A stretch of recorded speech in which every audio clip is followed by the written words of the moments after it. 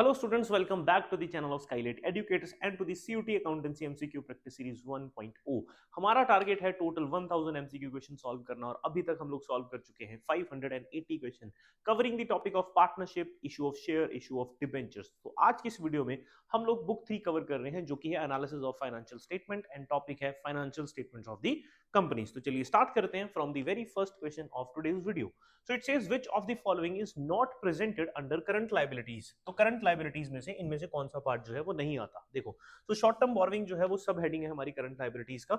Short term provision भी है, trade payable भी है, लेकिन डेफर्ड टैक्स लाइबिलिटी जो है ये नॉन करंट लाइबिलिटीज का पार्ट है। तो इसीलिए this is the correct answer for this question. चलिए आगे चलते हैं।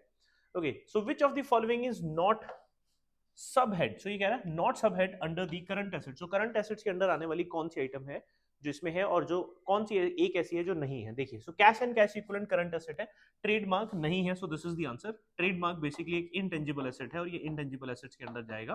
ठीक है, property, plant, equipment and intangible asset में। So this is the answer for this question. और इन्वेंट्री भी पार्ट है and short term loans and advances भी है।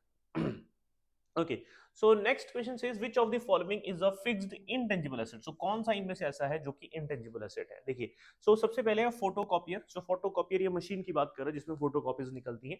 देन है प्रिंटर फॉर द ऑफिस, ये भी हमारा टेंजिबल एसेट है, ये भी टेंजिबल एसेट है। कंप्यूटर भी टेंजिबल एसेट है। देन आता है हमारे पास मास्ट हेड्स एंड पब्लिशिंग टाइटल्स। तो ये हमारे लिए इनटेंजिबल एसेट है। ये इनटेंजिबल एसेट क्यों है मैं आपको एक्सप्लेन करता हूँ। तो जैसे फॉर एग्जांपल इतना ही लिख देते हैं यहाँ पे इंटेंजिबल एसेट्स। तो ये बेसिकली जो पब्लिशिंग टाइटल्स होते हैं, जैसे फॉर एग्जांपल कोई न्यूज़पेपर है, लेट्स अज्यूम दी हिंदू है ना, या फिर टाइम्स ऑफ इंडिया, ये बेसिकली क्या है, इनका टाइटल है, इनका नेम है। तो ये इसका भी जो राइट है वो ऑर्गेनाइजेशन के पास होता है। जैसे हमारी भी एक ई बुक आती है जिसका नाम है on your marks let's score. तो ये बेसिकली जो नाम है इसका जो राइट है वो किसके पास है, हमारे पास है। तो ये क्या है, ये हमारे लिए एक पब्लिशिंग टाइटल है। तो इसका राइट ये क्या इंटेंजिबल फॉर्म है। So this is our intangible asset. ठीक है, चलिए आगे चलते हैं।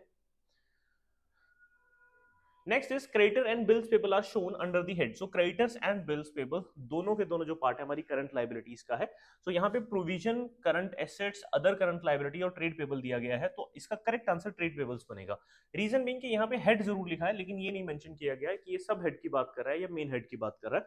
सो इन दैट केस यहाँ पे हमारे पास ट्रेड पेबल्स जो है वो रेलेवेंट आंसर है। तो ये सब हेडिंग है हमारा जिसके अंडर क्रेडिटर्स और bills payable as a item classify किए जाते हैं। चलो आगे चलते हैं। Okay, so next question is balance of security premium account is shown under। So security premium का जो balance होता है वो basically शेयर होल्डर फंड का पार्ट है और शेयर होल्डर फंड के अंदर जो share capital and reserve and surplus है, रिजर्व एंड सरप्लस के अंदर शो किया जाता है सिक्योरिटी प्रीमियम का बैलेंस। ठीक है, तो यहाँ पे देखिए short term provision, fixed, intangible, tangible assets दिया गया है। तो आंसर हमारा रिजर्व एंड सरप्लस है क्योंकि मैंने ऑलरेडी बता दिया कि सिक्योरिटी प्रीमियम रिजर्व्स का पार्ट होता है हमारे। ठीक है, सो सब हेडिंग है इसका reserve and surplus. Okay, next चलते हैं।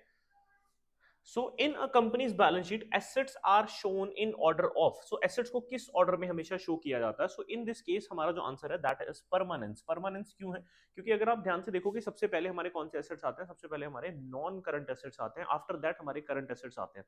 और करंट एसेट्स में सबसे नीचे क्या आता है, कैश एंड कैश इक्विवेलेंट, जो कि लिक्विडिटी शो करता है। ठीक है, सो अगर आप देखोगे तो अगर ऑर्डर में सबसे पहले परमानेंट एसेट जो अगर है उनको हम लोग पहले लिख रहे हैं तो वो ऑर्डर ऑफ परमानेंस है। अगर लिक्विड एसेट्स को पहले लिखा जा रहा है तो वो लिक्विडिटी आंसर बनता है। ठीक है, सो इन दिस केस 586 का answer is A. Okay, next चलते हैं। So claim against the company not yet acknowledged as debt. So कोई भी अगर क्लेम हमारे अगेंस्ट आया है और उसको अभी तक भी डेट कंसिडर नहीं किया गया है, सो वो क्या है, ना वो करंट लाइबिलिटी है, ना वो प्रोविजन है, ना वो रिजर्व एंड सरप्लस है। That is a contingent liability that may और मे नॉट अराइज। ठीक है, कि अभी तक क्या हुआ है कि हमारे अगेंस्ट एक क्लेम कंपनी ने मतलब किसी ने क्लेम हमारे अगेंस्ट फाइल किया है, उसका जो अमाउंट है अभी तक वो डिसाइड नहीं किया गया और अभी तक हमने उसको अपनी लाइबिलिटी कंसीडर नहीं किया है। तो that is a contingent liability. ठीक है, जैसे फॉर एग्जांपल मैं किसी को गारंटी दे देता हूँ कि मैं आपका अगर फॉर एग्जांपल मैंने एक्स पर्सन की गारंटी दी कि अगर ये बंदा लोन नहीं देगा, आपका लोन रिपे नहीं करेगा, तो इसके बदले पैसे मैं दूंगा। अब मान लो कि वो लोन 10 लाख रुपए का, उसमें से उसने 1.5 लाख रुपए वापस किया, 8.5 लाख नहीं किया। अब सामने वाली कंपनी ने मेरे अगेंस्ट वो क्लेम जो है वो फाइल कर दिया कि अब जो मेन पार्टी है वो पैसे नहीं दे रहा तो गारंटर को देने पड़ेंगे। तो अभी तक मैंने इसको एक्नॉलेज नहीं किया कि फाइनल अमाउंट सेटलमेंट कहां पर हो रही है, तो तब तक ये मेरे लिए डेट नहीं है। So this is contingent liability. आगे चलते हैं।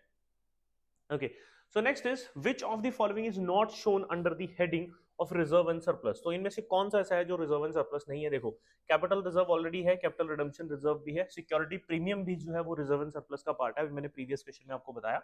सो बिल्स ऑफ एक्सचेंज नहीं है, ठीक है। So bills of exchange is the correct answer. तो बिल्स ऑफ एक्सचेंज क्या होता है? बिल्स रिसीवेबल एंड पेबल्स, ठीक है। चलो आगे देखते हैं। So identify the current correct statement. So इनमें से कौन सी स्टेटमेंट ऐसी है जो करेक्ट है, देखते हैं। सो ये कहता है कि dividend is paid on debentures. मेरे को ये पहले दिख गया तो मैंने इसको पहले रीड कर लिया, तो ये तो हमारी करेक्ट स्टेटमेंट है ही नहीं, है ना। So this is not the correct statement. अब ये कहता है debentures issued are current liability. Current liability नहीं होता डिबेंचर जब भी इशू किए जाते हैं, वो लॉन्ग टर्म बोरोइंग ही होती है, बट अगर करंट ईयर में मैच्योर हो रहे हो तो वो करंट लाइबिलिटी जरूर बन जाता है। तो फॉर द टाइमिंग ये स्टेटमेंट गलत है। Prepaid expenses are shown under the current other current assets. So this is the correct answer. Bank overdraft is a long term borrowing. This is not the correct answer. So B is the correct answer क्योंकि prepaid expenses को other current assets के under classify किया जाता है सब heading के under. Okay, so this is the last question of today's video. अब ये कहता है which of the following is not shown under the head of reserve and surplus. So इनमें से कौन सा ऐसा है जो reserve and surplus की हेडिंग के अंडर नहीं आएगा? ओके, सो यहाँ नाम से देखो एक चीज पता चल गई, जो लास्ट टाइप पे मेरी नजर फिर से पहले चली गई है। तो यहाँ पर क्या लिखा है? इन्वेस्टमेंट। सो इन्वेस्टमेंट बेसिकली क्या होती है? हमारे लिए एसेट्स होते हैं, ठीक है।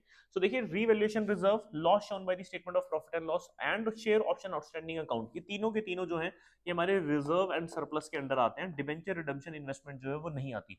सो डिबेंचर रिडम्पशन इन्वेस्टमेंट की क्यों जाती है? हम एक अमाउंट एसेट्स में इन्वेस्ट करते हैं सो दैट कि फ्यूचर में जब डिबेंचर्स को रिडीम करना हो तो उस टाइम पे इसको कैश में कन्वर्ट करके रीपेमेंट की जा सके, ठीक है। सो ये आंसर है हमारा point number D. So that's all for today's video. यहाँ पर हमारे 10 क्वेश्चन जो है वो आज की वीडियो कंप्लीट हो चुके हैं। अब हम लोग मिलेंगे नेक्स्ट वीडियो में नेक्स्ट 10 क्वेश्चन के साथ।